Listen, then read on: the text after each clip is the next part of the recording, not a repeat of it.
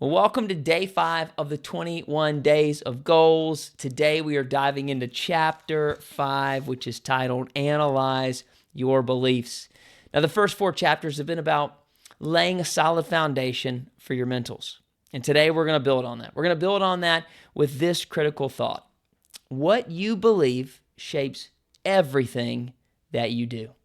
Brian Tracy actually opens this chapter introducing us to the law of belief. And it says this: the law says that whatever you believe with conviction becomes a reality. And that's important because if you never fully believe something, you'll never give it enough effort that is required for it to succeed.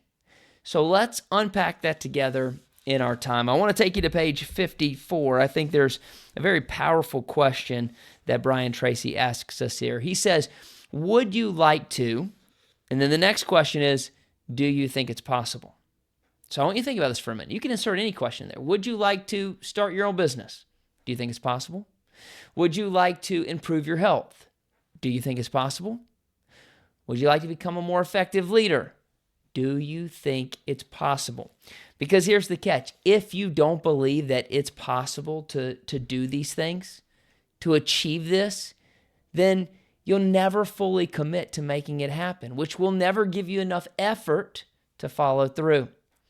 I actually had a leader who asked me, he said, Reese, is it important for me to put together a dream board? Because every time I've put one together in the past, they never really happen. And my response was simple.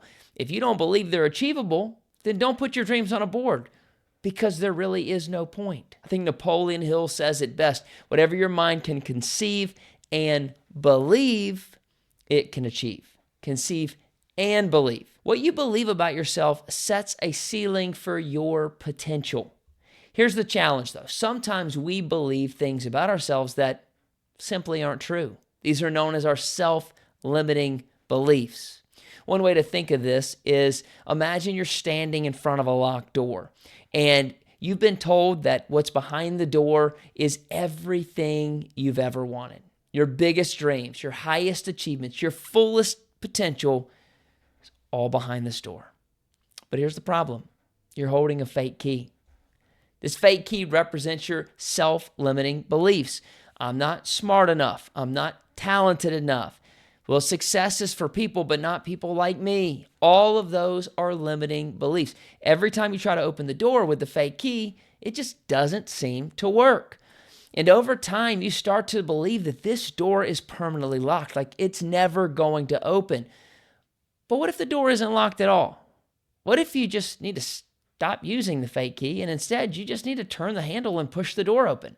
That's the power of confronting self-limiting beliefs. Now, Brian Tracy writes on page 56, he says, self-limiting beliefs, sometimes based on a single experience or a casual remark, can hold us back for years. That's a hard truth. Someone might have said something that offended you years ago, and you've internalized it, and you've kept it with you. Or maybe it was one failure that you believed because of that you could never succeed in that area. Those are all limiting beliefs that have a hold on you. But the person who said that to you probably doesn't even remember it. And that failure, it was just one moment. It's not your entire story. So the good news is you can break free from these limiting beliefs. That's where the law of reversibility comes in, which Brian Tracy includes in the book. He says, you are more likely to act your way into feeling than you are to feel your way into acting. In other words, you don't wait to feel confident, you take action. And taking action allows confidence to follow. Because if we're honest, we're likely not going to act if we wait on how we feel. We've said it, but we're likely not going to do it. Now, a couple pages over, Brian Tracy writes, when you start to walk, talk, dress, and behave like the top people, you will soon begin to feel like the top people. I love that. I want you to ask yourself, who are the top people in your industry? Who are the top people around you? How do they walk? How do they talk? How do they carry themselves? And then what's one thing you can do to start showing up like that today? One thing John Maxwell says that I love is how you view things is often how you do things. You see, if you change your perspective, you'll change your result. So sometimes it's just borrowing belief from someone who's doing it in your industry already and saying, look, I'm going to go do that. I'm going to try that. I'm going to change this one thing so I can show up that way today. And then you take action and confidence will follow. So you change your perspective and you change your result. Let's look at the back of the chapter, page 65. We're going to look at number 3 on your practical application. Identify the self-limiting belief that could be holding you back.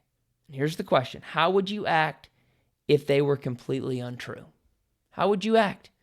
I want you to write down what limiting beliefs are limiting you. You don't have to share that with anybody. You could just take a moment, write them down in your book or write them down on a sheet of paper, and then ask yourself, what if this belief wasn't true?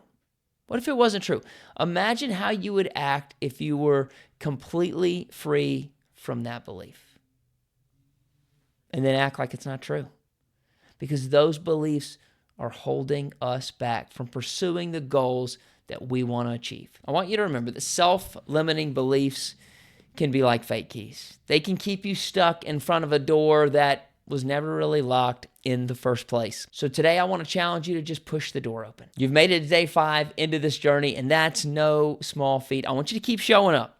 I want you to keep challenging yourself, and I want you to keep believing in your potential. We are almost out of the mental game. The first 6 chapters are all about mentals, and then we get into practical application. So we'll be right back here tomorrow for day number 6. I'll see you then.